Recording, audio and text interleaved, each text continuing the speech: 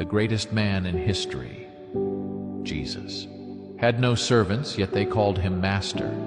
Had no degree, yet they called him teacher. Had no medicines, yet they called him healer. He had no army, yet kings feared him.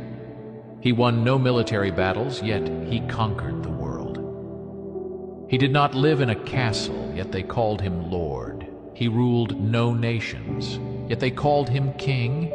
He committed no crime, yet they crucified him. He was buried in a tomb, yet he lives today. His kingdom is not of this world, yet it lies within the hearts of those who believe.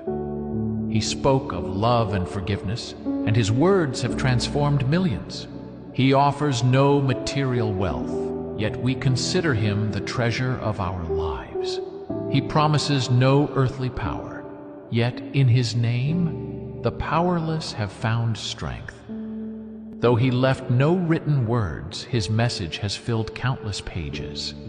In his weakness we find our strength, in his suffering our salvation. Jesus, the greatest man in history, continues to invite us into a story of redemption, love, and eternal life. His name is Jesus Christ.